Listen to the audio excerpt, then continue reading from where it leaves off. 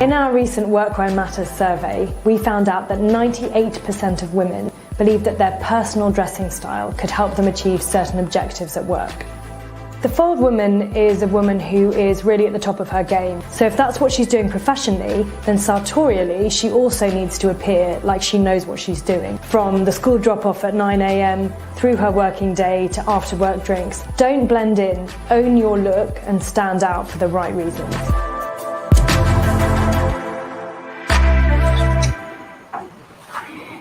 Hi, good afternoon. Good afternoon. Welcome back, everyone. We are now with the female founders, and this is the Conversations with Female Founders panel. On this incredible panel, we have Whitney Bromberg Hawkings, Tanya Rose, Polly McMaster. We have Lily Leibel and Maria Hatzistefanis. And these incredible women will first begin by sharing their incredible journeys and how they got to where they are today. And then we'll go into a round of questioning where you'll get to learn a little bit more about them. So ladies, introduce yourselves. Tanya, if you could go first. Hello, everyone. Thank you so much for having me. And what's lovely is that almost everyone on this panel is friends of mine. So although I can't touch you and cuddle you, it's wonderful to see you. So I'm Tanya Rose, and I own a company called Mason Rose, which is a hotel sales and PR company, which I started almost 30 years ago. And my journey to get there was basically, I left school, I went to the Sorbonne in Paris, and I was meant to go to a hotel management school in Lausanne, but sadly my father died. So I had to get a job in a hotel, and I really started at the bottom. I did everything. I did chambermaiding, I did reservations, night auditing, reception. Eventually, I made it to the sales and marketing and the communications department. And I worked in Paris for 3 years before I came to London and worked at the Savoy for 7. One day I woke up and thought, I need to do this myself. I need my own business. And so Mason Rose was founded in 1993. Amazing, amazing. I love that. And next, if Maria could go, please. Hi, everyone, and happy International Women's Day. I am Maria Hatzistefanis. I am the founder of Rodial Beauty. I started my career as a beauty writer for 17 magazine back in Greece, where I'm originally from. I did that for a bit, but I was always intrigued by business. So moved to New York, studied business, and got a job in finance, of all places. At the beginning, I was super excited to be involved in deals, and it was an adrenaline-fueled industry, and moved to London with work. But one day, I just started being a really bad employee, showing up late, not really caring about my deadlines, and not surprisingly, one day I got fired. That was the most shocking moment, especially when you're in your early 20s, but it was the best thing that ever happened to me, because that's when I realized that I wanted to follow my passion and decided to start my beauty brand, Rodial. So Rodial's been around for over 18 years. I've been through a lot of highs and lows to grow the business. We're now available in 35 countries and over 3,000 stores. And just to give something back and to indirectly mentor all the women entrepreneurs out there, I've written a book called How to Be an Overnight Success. You cannot. But the book takes you through all the steps that you need to take to come up with an idea, start a business, grow your business. And that is my way of giving back to the women community of creatives. And that's me for today. Thank you. Amazing. Lily? Hi, everyone. Phadria, thank you so much for having all of us. This is so exciting. Thank you. Just a quick background, I guess. I'm Lily Leibel. I was born in Houston, and I grew up in New York. And I studied politics and economics at college, at university. And I had started after working at the United Nations. And it was my dream. And I very quickly realized that actually that's not where I want to be. It's kind of too dry for me, and I realized I wanted to do something more creative. and I wanted to move to London. And so I thought the easiest way to do that would be to go on a school visa. So I applied and got into the Sotheby's Institute of Art, and I did my master's in fine and decorative art history. Then I was working in PR for about 5 years. And during that time, I met my husband, Simon. And at the time, he was doing events for a big event company in London. And I said to him, you should start your own company. And so we did. And so I'm the creative director of Entourage Collection. And we've been going 11 years now, last month. And so now we're a group of companies. So we have Entourage Events, Entourage Concierge, Entourage Travel, and Entourage Projects. We started our office in London. We then opened an office in Hong Kong. And our next step is we're opening an office in New York at the moment. Amazing. So I love that. In a nutshell. And Polly? Sorry, Lily, were you saying something? Perfect. So hi everyone, thanks very much for having me. I'm Polly McMaster, the founder of The Fold, which is a women's workwear brand. Definitely had also quite a kind of spiraling career. So I started off actually studying virology, which is kind of random. But if I'd stuck with it, maybe I could have been a bit more helpful during the pandemic, who knows. But, a bit like you were saying, Lily, actually, I think I found that although I loved science, I found it a little bit too narrow, a little bit too dry for me. And I think there was a bit of a creative beast trying to get out somewhere. So actually ended up then going also into business. And when I was in business, found that I was really disappointed with the options that I had for workwear. I thought at the time, and this was about sort of, well, I suppose now it's about 20 years ago, but it just felt very masculine and very uninspired. And I thought there's all these amazing professional women and we all need to be feeling confident and building our careers. And I thought we could do better. So when I went to business school, I started thinking about The Fold, which would be an idea to have a brand that would help women feel empowered and confident at work. So founded The Fold out of business school. And like everyone here, I'm sure have definitely found the twists and turns of running a business. But overall, it's been an incredible journey of building up a brand to where we are today. Amazing. And finally, Whitney. Hi, it's so nice to be here with so many women that have supported me and lifted me, and from the very beginnings of FLOWERBX, none more than Tanya. I mean, Polly, you had me in your store when no one even knew what FLOWERBX is, so it's really a testament to women supporting women and all these great, fabulous women on the panel. I started my career working for Tom Ford for 20 years. I started as his PA, my first job out of school, and I ended up as his senior vice president of communications globally at Tom Ford. And I realized that as a working mom, then I had 2 children. I now have 3. I was buying everything in my life online. I was buying my farm fresh groceries online. I was buying my clothes online, my beauty online. However, if I wanted to have flowers in my house and not like an arrangement, and I didn't want like a hotel lobby in my house, I just wanted, 20 pale pink roses on a side table when I was having friends over for dinner, or 10 hydrangea on my kitchen counter. I would have to go to the Covent Garden Flower Market because I didn't want to pay florist prices. So there I was in stilettos and a pencil skirt. I'm not able to wear the Fold working for Tom. So I was in these like ridiculous clothes at the flower market trying to buy flowers because I was having friends over for dinner. So I thought, how come I can buy everything in my life online in a really slick, easy, convenient way, but I can't buy flowers online? And then also when gifting flowers, I realized that every flower I sent, I really hated the way it looked. And I was like, how come there's no consistent flower brand globally? So I started it. And now we're in 32 countries. We're now expanding a lot in the US, and we're very exciting, insane journey. I love that. Thank you so much, ladies. I can't wait to hear more from you. And I think we'll start off with what you were just saying, Whitney. And you were with Tom Ford for 2 decades, and of course it was an incredible company to work for, and you were considered pretty much his right hand. And of course many women in your position, and I'm sure there are many women in your position still now, they would feel like there's more, but they wouldn't really know how to approach it, or let's say that they would actually feel like this is the final stop for them.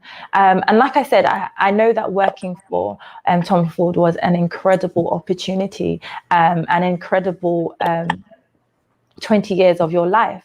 But what was it like to start over, and how did you know that you wanted to start over, and how did you stay fearless, I'd say, knowing that you've been in this incredible position for so many years, but you actually wanted to take the plunge to, try something new? How did you know that this was, what you were going to do, and how did you remain bold? Yeah, sure. I was absolutely not fearless. I was absolutely terrified. Like the 3 months leading up to when I resigned, and then like the 3 months afterwards, I thought I'd made the biggest decision. I mean, the worst decision in my entire life. I was like, oh wow, went away my entire career. I had a great job. I had an amazing salary. I worked with my husband, who still works for Tom. I was like, I've just thrown it all away. I've to go, and I was working in a shitty warehouse in Royal, like where I was packing FedEx box. I was doing stuff I hadn't done in years. I was like putting flowers in the back of my car, driving them to events. I was like, what on earth have I done? So I wasn't fearless. I think it's also really hard when you are older, because so much of my identity was, oh, this is Whitney, she's Tom's right hand. This is Whitney, she works for Tom. And I've always been that. I've been that since my first job. So I didn't even know who Whitney, who didn't work for Tom, was. And I was scared, like, people aren't going to invite me places. No, I was so worried that so many of my friendships were linked to my relationship with Tom. The most rewarding and amazing thing is like relationships were mine. All the magic was mine. Everything I learned was mine. All of the experience was mine. So I think it was really exciting for me to realize, like, sure, I was so lucky to work by Tom, but all the things that I created and all the relationships and all of the hard work was mine. And I took that with me and applied it to FLOWERBX. But it was absolutely terrifying. Well, I love that. And of course, you've been thriving for over 5 years now. So it's really great that, you took that plunge despite feeling that fear, which I think is very inspiring to many women. And hearing your story will, I'm sure, inspire many women to, take that plunge after hearing that it's very possible. So I really love that. Thank you, Whitney. And now, Maria, you spoke about your book, and that's actually where I want to begin with you. In your incredible book, you speak a lot about, starting your business, and you speak a lot about, what it was like having to begin with, no real mentorship, no real help, no real support, no real finances. So what was it like doing everything yourself?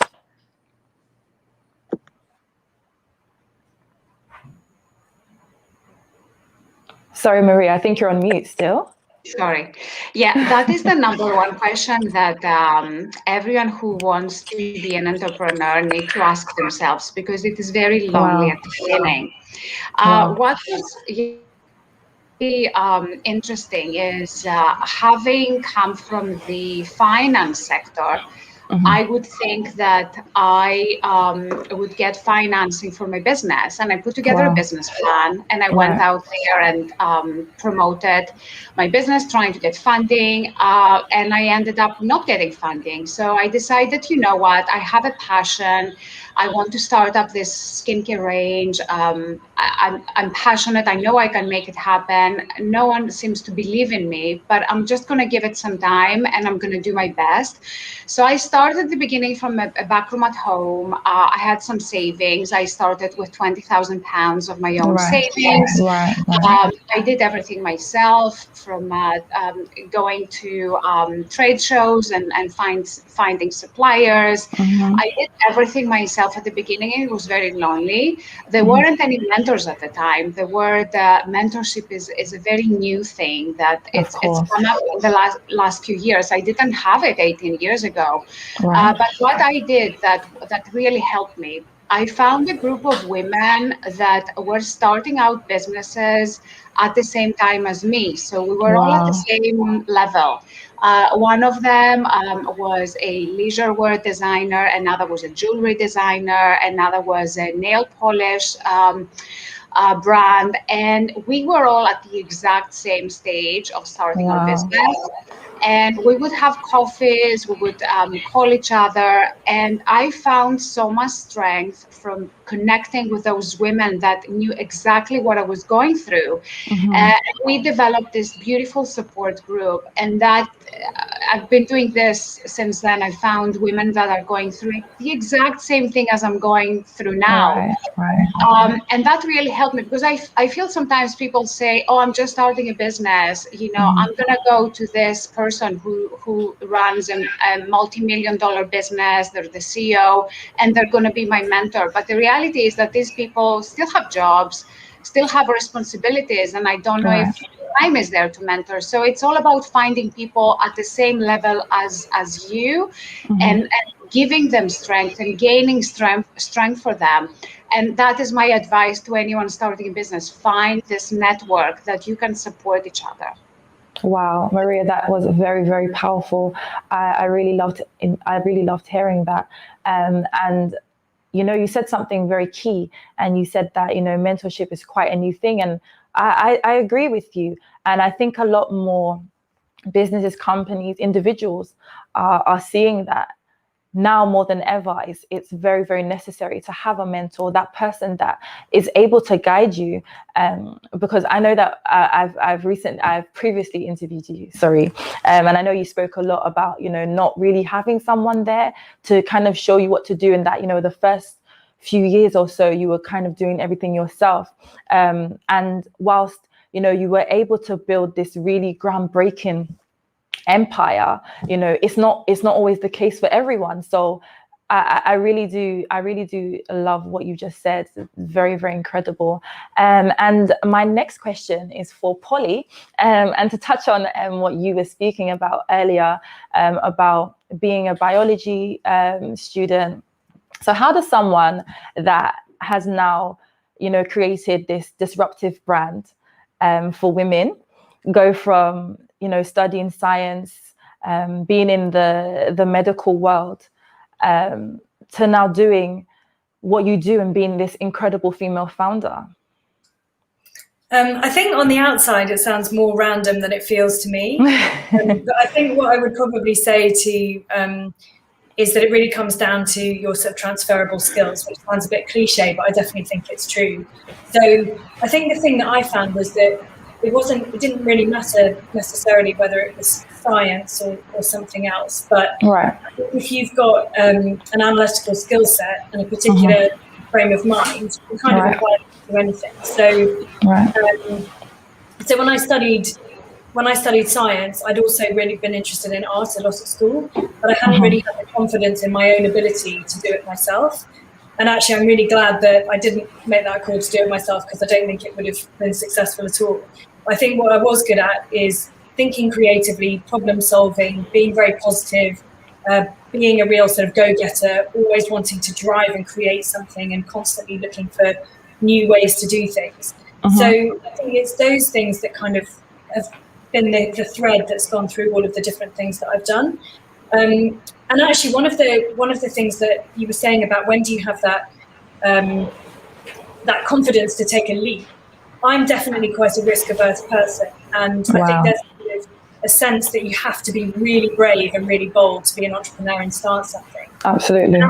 And I think that for me, it was about breaking it down into something that felt more manageable, because I'm not particularly, you know, I would consider myself quite risk-averse.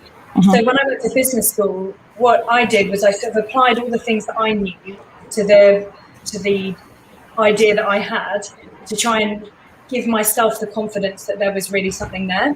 So at business school, for example, and when you work in consulting and you work in private equity, the toolkit that you have is how to look at a business and figure out whether or not it's going to be viable, or is a product viable, is the market viable.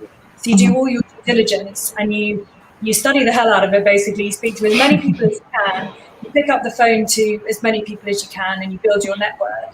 And I suppose by breaking it down into all those little steps and doing all the research, I then ended up feeling more comfortable that, oh, actually, I could start. I now know a few people to talk to, and it was really building my confidence. So I think that would be, for me, that's the sort of thread of the journey, was taking the things that I was able to do and that I'd learned from the different jobs that I'd had, and then figuring out how to put that into the context of what I wanted to build in the fold.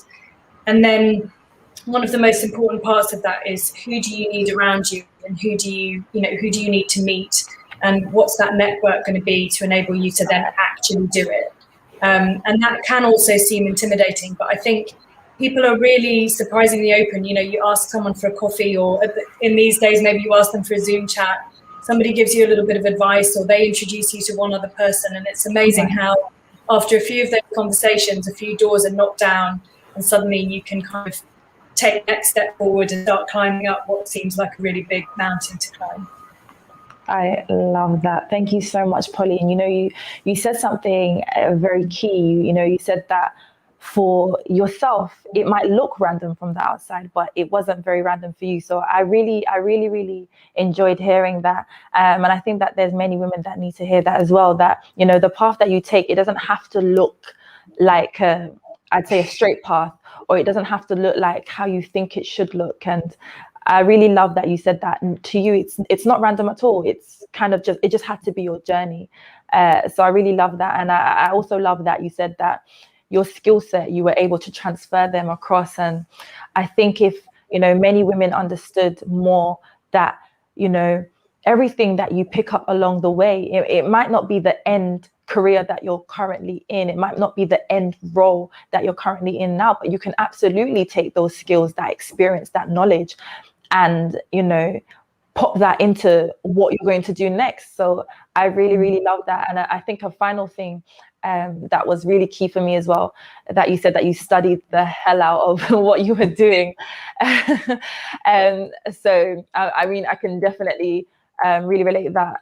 Like I said earlier, I don't actually hold a degree.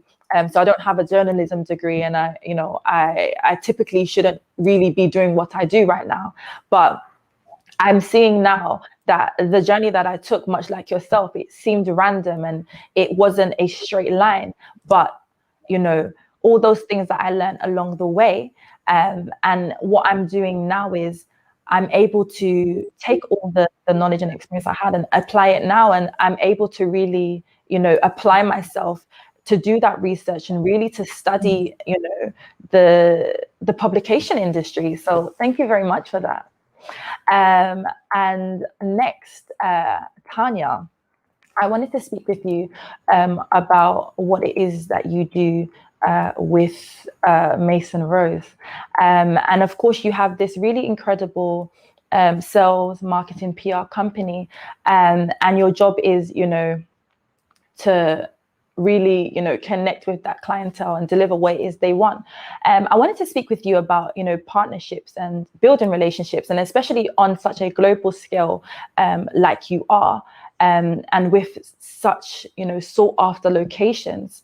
What is it like, building relationships with people from all over the world? Because I know that, how you might do something in one country might not be how you do it in another. So do you ever, run into any barriers? Do you ever find it difficult? How do you manage global, relationships? Because some people find it hard to even manage the very few that they have. So, how do you do that on a global scale?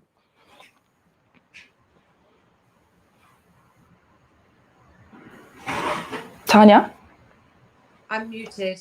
Sorry about that. It's fine. I said that's a huge question. I hope I answer it and do it justice. Going back to the question that the other ladies were talking about setting up a business and why you do it and how you do it. When I started Mason Rose, I was 28. I had a fantastic job at the Savoy. I represented beautiful hotels like Claridge's, the Savoy, the Berkeley Hotel. And I used to travel all over the world, making connections with people, whether they were travel agents, celebrities, high net worth individuals. Right. And one day I woke up and I thought, the hotels are wonderful and I love them, but I need to do this for myself. And like Whitney was saying, you have this moment in time where you think, is it the hotels that are giving me access to the people, or is it my relationships with the people? Wow. And I actually did bite the bullet and thought, no, I think it is my relationships. And luckily it was. And I actually approached the Carlisle in New York, the Bel Air in Los Angeles, the Bristol in Paris, and the Palace Hotel in Gestalt. I knew all of those people because I had traveled there. And I said to them, look, I'm going to set up an agency. I'll be your eyes and ears in London. Do you want me to do it? And they said, it's exactly what we need. And the reason we want you to do it is because you understand globalization and you understand the difference between high net worth individual clients and trade clients and press, but you actually can represent us. You can be our voice, which was a really, really nice thing for me to hear, because as you say, every country is different, every culture is different, but Absolutely. At the end of the day, the hotels that we represent are all very similar, and the target audience that we're talking to is very similar. Right. And the motto of my business is actually, if someone says, what do you do? We actually create connection. That's what we do between a hotel and a customer, wherever that is. And whether it's a different language or a different culture, we try to actually understand what it is the customer is looking for and what the hotel is looking for.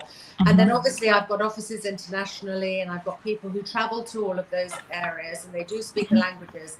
But I think it's much more of a mindset of getting under the skin of the destination Absolutely. and also the customer, and matching those two together. Absolutely. I love that. I love that. And you see, you absolutely did that question justice. Thank you. Thank you so much. I'm sure that so many will find that information useful, especially as you speak about globalization. And I think, that's what many businesses strive for, not just to be on a national level, but to take their businesses global. So thank you very much for that, Tanya. And then Lily, I'd just like to ask you, because, you mentioned it earlier, of course, Entourage Collection, you began this business with your husband. So I wanted to speak about, working with your partner, because I think that's quite powerful. So I wanted to speak about, how you both, cultivated that idea, how you came up with that idea, how you work together, how you motivate each other, and continue to, inspire each other, and just what that relationship is like and working together. Yeah, sure. So I think for us, we were really young, both of us, when we started the company. I mean, I was only 25. And I think it was kind of the opposite, that when you're so young, it's like, of course I'm going to start a company. Why not? Because, when you watch little kids go skiing, 15 years old, going down a black diamond, it's like, of course I'm going to take this risk, because I wasn't, so young. So when he was doing events for this other company, I just saw so much potential. Right. And he is really an entrepreneur by his spirit, and I think I am as well. And I came from a very stable background. My parents don't really take risks, not their style. And I think that was kind of my way of rebelling. So I just said to him that I was like, we should just go do this ourselves. We're not starting. What else are we going to do on a Tuesday? So we did, and we started with tiny, like £10,000 investment from his dad, and that was it. And we've never taken investment since. And we just grew the company quite naturally. And events were the first thing to do, because it's what we had experience in, and where we had some of those clients. And the rest is history. I think in terms of working with him, the thing I love about it is I love being my own boss. I mean, the boss, but we do it together. We have very different strengths and weaknesses that really work all together. So there's very little kind of crossover in terms of what we do. I love the feeling that we're building this together for ourselves, and also something for our children and our family. I think in the beginning, we talked a lot about shock, and you have to, learn to balance that, because you can't just spend your whole day with your partner and then talk about it all night as well. So it's something we have to kind of work on. But I think, maybe one day we'll get a better balance of that. I don't know. I think also, we don't really mind because we're so lucky with the kind of work that we do. It's so exciting. Yes. We work with amazing people, like the most talented, creative people around the world. So it's not like, I mean, no offense to accountants, but it's not like we're just accountants and we talk about calculators all day. Yeah, I mean, working with your partner, for sure, there's, highs and lows. Right. But at the end of the day, being able to build something together. And I think, like Maria was saying, that it's very lonely starting out and as an entrepreneur. I think that's one thing that we were lucky, that we actually had each other. And we always have each other's back, and we're fighting with the same goal. So whether or not it's with your partner, it's good to just have somebody, a mentor, or your network, or your little group, someone to feel like they're in the fight with you. Absolutely. Thank you so much, Lily. I loved that. And next, I'd actually like to ask Maria. I know you were speaking earlier about investment, and you were kind of saying that, you applied for funding from a lot of investors, and because you have actually come from a financial background, you were kind of shocked, as I know anyone would be, that at the end of all the rounds you had been through, no one actually offered you funding. So I would just like to ask, of course, in addition to, the book and the other incredible work that I'm sure that you've done since then, what is it that you are then doing or planning to do to help women like yourself, or women that will be in a position that you were in? How are you helping them, to secure funding, or know what to do when they don't secure funding, and where to go, and how to just cope with that decision, and not want to give up, and not want to believe that, now it means that they shouldn't go ahead with their business? Yeah, and that's a really big point in both of my books, actually. The fact that whether you can secure funding or not, that should not stop you from pursuing your dreams. Right. I think it's very important for everyone who gets into starting their own business to realize that this is not a path to get rich quick. So if you want to start a business because you think you're going to make a lot of money very quickly, and you can travel the world and work your hours, if you want to get rich, stay employed at a business, because you're probably going to make a lot more money a lot sooner. I find that when I started, as I said, I did have some savings from the finance world when I was in finance. I also had the support. I was married at the time. I just got married a year before, and so I didn't have to pay rent, and sort of my day-to-day was covered for me. So it's very important when you're starting to know who is going to be there to support you, because at the beginning, when you don't have funding, you're not going to be able to pay yourself a salary, or if you can, it will be a very small one. What I do advise people to do is, I know a lot of entrepreneurs who have taken a job on the side. And it may not be the job of your dreams, but it may be that you take on a sales job over the weekend, especially for young women who have the ambition, but do something on the side, do a freelance work on the side, do anything you can to support yourself. And you do need support from your family. Now, other ways to get investment, I think that today there's a lot more variety. There is the crowdfunding option, that you can go online and launch a crowdfunding campaign. And I'm not going to go into details, but if you guys are listening, make notes and go and Google crowdfunding and find out how it works. It's a great way to get started. Then you can approach a smaller group of friends and family who believe in your dream, and they may want to invest in your business. And I am not the one to advise you how to get VC, because up to this day, 20 years later, I am an independent brand. I don't have external investment. I'm sure there's other people on the panel who can advise you on the road to get VC funding. That's not going to be me. But my point and my final point on this on funding is go after your dreams. And not having funding for me is not an excuse to not go after your dreams. Find a plan B and make it happen. Right.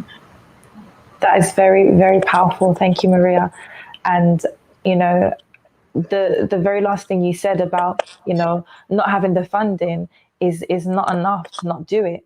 And I think for so many people, they think that it's actually the money that enables them to move forward. So I really love that. And I'm glad that you actually, you know, have your empire to show that it's very possible, you know, to still do it and build what you have built.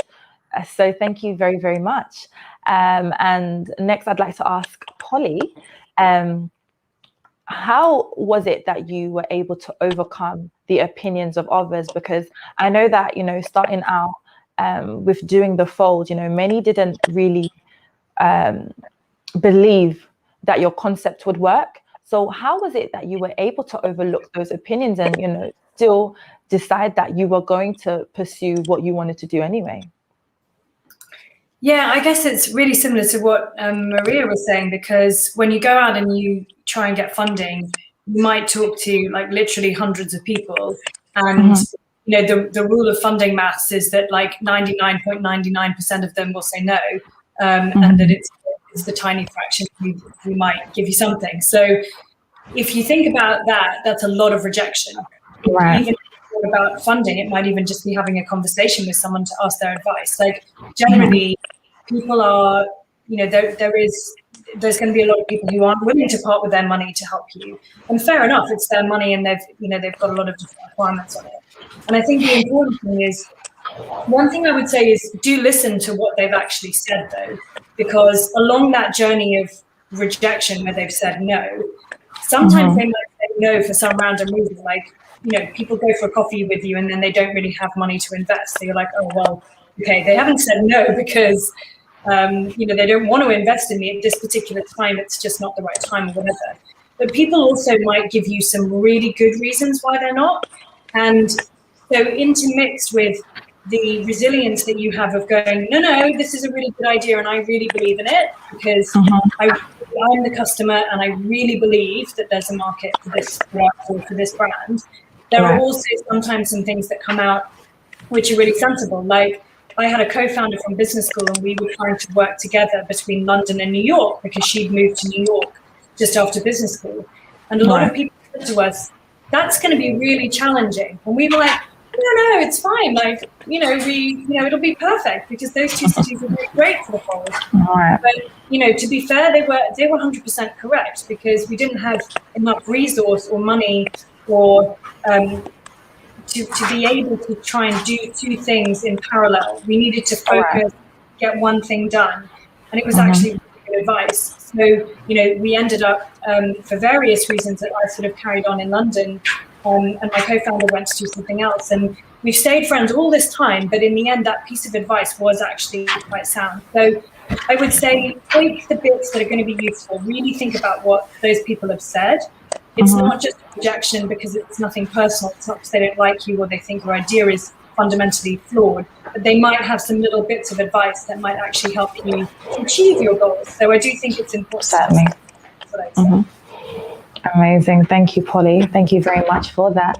And Whitney, I'd like to ask, because coming from, what you've done, what you did for the 20 years prior to starting FLOWERBX, I know that, you've cultivated and maintained and built many, many strong relationships. So I'd like to speak with you about partnerships, because I know that FLOWERBX has partnered with and worked alongside some incredible brands. So I would just like to speak with you about that and how you've maintained those relationships over the years. And I know you actually spoke earlier about at the beginning, it was a lot like, oh, but you worked for Tom Ford and you're Tom Ford's this and you're Tom Ford's that. How were you able to, you know, cultivate and keep the relationships that you made those 20 years? And it might have been a relationship that you even made at the beginning of those 20 years. How have you kept them, and how do you build relationships and partnerships for, you know, the female founder that might not know how to do that? That's such a good question. I mean, I look at Tanya and I look at why she's such a success, and the reason she's such, I mean, like millions, I mean, not millions, but hundreds of people do what Tanya does, but what it comes down to is like the authenticity of those. Right. It's not, she's like out, like push the butterfly with a bunch of people. It's because she invests time and energy in quality relationships, and they're people that you need a favor, or they're people that, you know, they're like, hey, I've got your back and I'm going to help you out because I believe in you, because I've invested in you. So it's not about networking, and I hate that word. It's about real meaningful relationships that are quality relationships. I also think it goes back to like quality of product. I don't think any of those people are in it because like, oh, Whitney's nice, we like her. They're in it because we deliver an exceptional service. Right. We deliver exceptional service. I put every single minute of my day and life into making sure that it's right for the clients that are important. My team has that commitment that I have to excellence and quality in everything that we do. It's not about building relationships. That said, what I would say to like all the younger people listening to this, like go out for that coffee, go meet that person. There's so many things, so many times a day where I'm like, why am I even like doing this? I have so much to do. I don't have time to go, you know, have a Zoom with this person. And like, it always turns out that this person is like, funnily enough, her sister owns a flower farm in South America who has the best carnations in the entire world. And it's like, if you don't take the time to make those, you know, to have those meetings, and even if it doesn't seem totally relevant, it's invest the time in people is what I would say. Absolutely. And that is very, very key. So I really do love that, you know, what Tanya said earlier and what you've just, you know, mentioned again now, about it being about people, and about those relationships that you've cultivated. So thank you so much for that. And next, actually, I'd like to speak to Tanya. And Tanya, you are, of course, considered, you know, the voice of luxury travel. And being that, I'd like to ask you, actually, because, you know, being that you are are an authority in that space, what are your plans, you know, for that sector this year? Or what opportunities are you looking to create, or what are you looking to do next? You know, now that we know, you know, what kind of will be happening or unveiling over the next couple months or so, what kind of plans do you have in mind for the sector and your business? Well, it's been a very interesting time. Obviously, I spend most of my life on an airplane, and I haven't actually been on an airplane for 18 months, I feel like. Wow. It's the whole year. Wow. There is so much pent-up demand for holidays and for people to just go anywhere they can. And it has been very difficult, but there is light at the end of the tunnel. And I have calls almost every hour now with people saying, where can I go? What can I do? To be perfectly honest, there's no straight answer because things are changing so much with the vaccine passports, with governments, the borders. Will they let us in? Won't they let us in? All I would say is that when people can travel, they will travel. And I think this year has really shown people that actually people love to travel, whether it's even just within their own homes and their own countries, the staycation. I think that's probably what's going to happen first, the staycation, because even if people can't travel abroad, they will want to get out of their own homes and their own locale where they've been. So, I mean, if you look at Unique Homestays or something like that, which is a great website for UK holidays, they are fully booked for the rest of this year from the minute people can travel. It's extraordinary. And I'm sure, Lily, you've been absolutely inundated on the travel side with people wanting to go on holiday. I mean, Maldives, Australia, New Zealand, when and if you can do those trips, because obviously they're closed and they will be for some time. all I would say is that people want to travel, and they want to travel even more so now.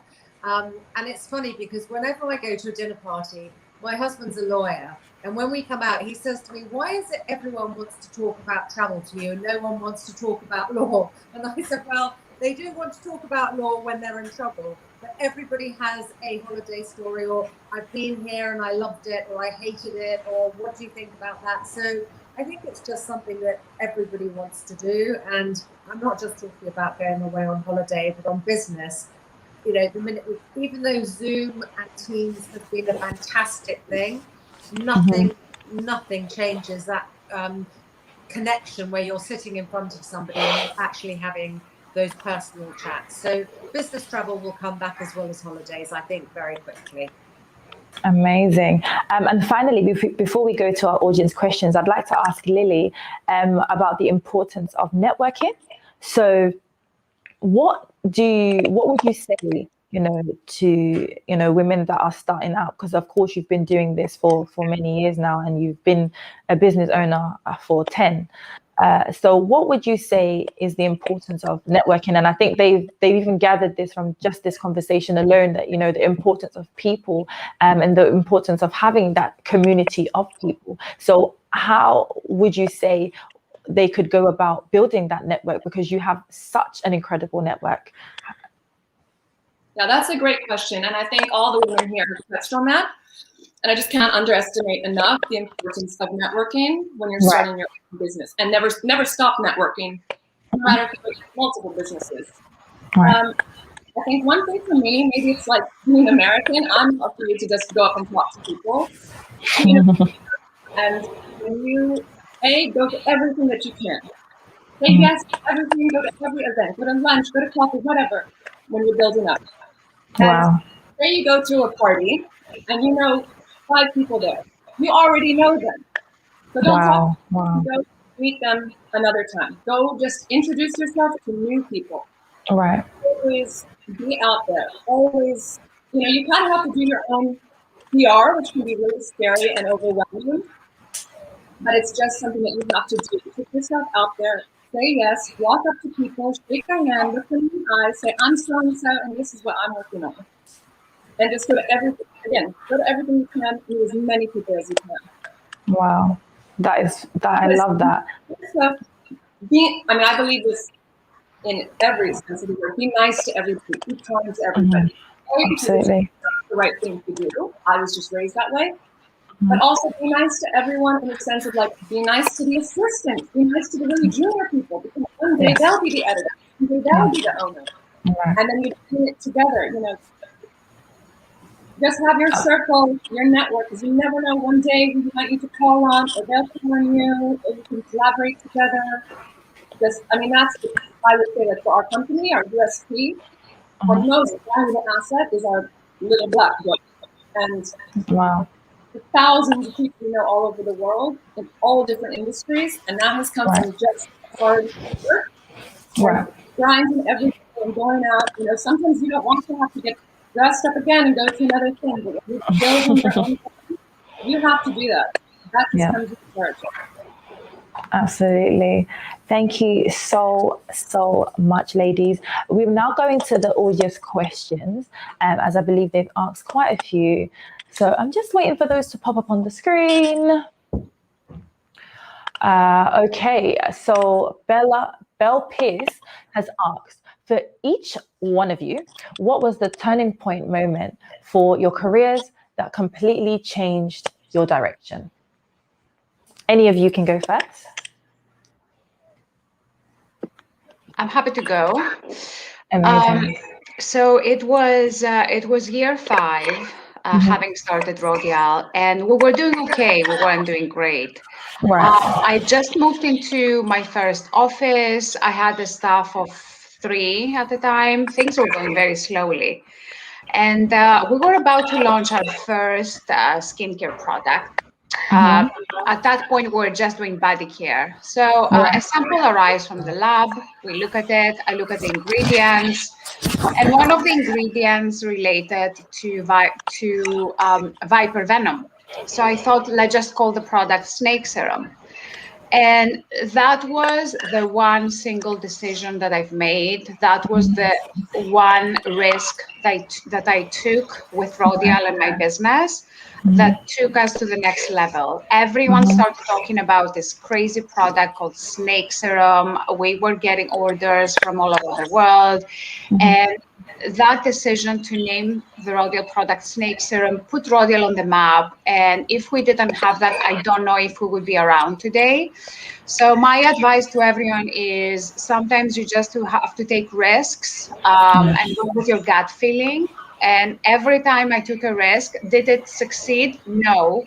But I would say 20% of the risks that I took had a result that took me to the next level. So that's my advice for everyone today. Take a risk. I really love that. And I'm so glad that you said that, you might not always get an answer, or you might not always get a result, but at least you know that you took that risk. So that is great. And Tanya? The turning point, I think, in my business was when I employed a managing director, which was 15 years ago, so 10 years after I started. Right. And that really took us from a small company that just did sales marketing into a much more global business that was being looked at properly and seriously. And my advice to everyone is don't think you can do everything. When I started, obviously, I had to do everything. I just started it with my best friend, Sarah Mason, who's the Mason and Mason Rose, who left very shortly afterwards. We're best friends still. But you can't do everything. And so get people and surround yourself with good people. I think that's the best advice anyone can give me, is get a team that can do things you can't do, and they can do things better than you can. And that was really the turning point in my business. I love that. And I'm so incredibly honored to have been on a panel with you all. Don't worry, I'm not rounding up just yet. You will all answer. But I really love that for you all, you've really realized that at the pillar of your business is people. And you keep on touching on the fact that, it is important to have a lot of people around you. And Tanya, I think you mentioned that to me before, I think one of the first times we met, and, you said it's about finding those people that can do the things that you can't. And I think a lot of people feel like they need to find people like them. But if you actually find people that can do things that you can't do, then you can get much further. Because why would you want a bunch of people that also cannot do something you can't do? It would kind of, I think, defeat the purpose. But thank you so much for sharing that. And Polly? It's a good question, actually, because I guess before the business, it would be easy to say, well, I made this decision or left this company and then started the Fold. But actually, thinking about the context of the Fold, that has been sort of nearly 10 years. I think what's interesting is I wouldn't say that I have had a turning point, actually. And I think it's quite, for us so far, and I think when people are looking at the outside to sort of think about what it looks like to be running a business or something, it can, sometimes there are these steps, and there have been steps, but I wouldn't say there's a turning point. Instead, I think it's been lots and lots and lots of little nudges upwards. And I guess the reason I'm saying that is that I maybe there was a time when I was kind of looking for the silver bullet of like, oh, if I could just do this, then this would happen. Or if so-and-so would wear the Fold, wouldn't that be amazing? And actually some of those things have happened, and that's been really amazing. But it hasn't necessarily been, then like, oh, well, then everything is fine. It's kind of like, you bit of an uptick, and then something changes, and then you keep going and you keep adapting and you keep growing. And I think it's being able to kind of keep pivoting and adjusting as those things happen that has definitely been quite a theme. And I don't know, we'll see. I feel like last year was a bit of a interesting one because it was such a crazy time, and for us, I would say it was not, there are some businesses where the pandemic has maybe had a bit of an upswing for their business for whatever reason, and for us being workwear, that was definitely not the case because people weren't going to work, which was something that I never thought would ever happen. But we did have to, in the context of that, then work really, really hard to stay relevant for our customers and to have really good content and really stay, keep everybody engaged. So I think sometimes it can be as much about reacting to things and how you react to them as it is about one specific thing. That would be my answer. Amazing. And Lily? Yeah, so I'm actually like Polly. I don't think I've reached that moment yet of one key pivotal moment. I think for me, there have been like little things along the way, like starting from one business, one company and growing into 4 now, opening an office in Hong Kong. Along the way, we also bought other companies and restructured them and sold them on. So it's been a lot of learning experiences. But I think what Tanya and Polly also both touched on, that's super important, is your team. I think the turning point for me would be like what Tanya had when she hired an MD, because that's actually our next step. I think 2 things. I think it's super important, like you said, don't just work with people like yourself. Don't have yes people around you. Hire the best people that you can afford, and let them get on with it. Hire people who are smarter than you, and let them get on with it. Don't micromanage them. If you start a business thinking that you know everything, that your ideas are the best, you know what to do, there's no way that will work. I think you have to appreciate and bring other people in who are smarter than you, who have better ideas. I don't know everything. I value our team tremendously. And so, they're everything.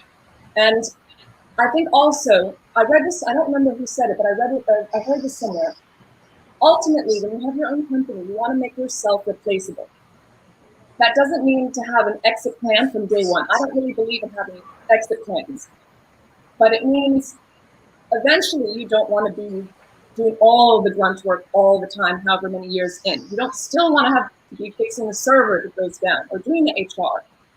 Make yourself replaceable and put a team in there so that you can take a step back and just focus on the things that you really love doing, that bring you joy.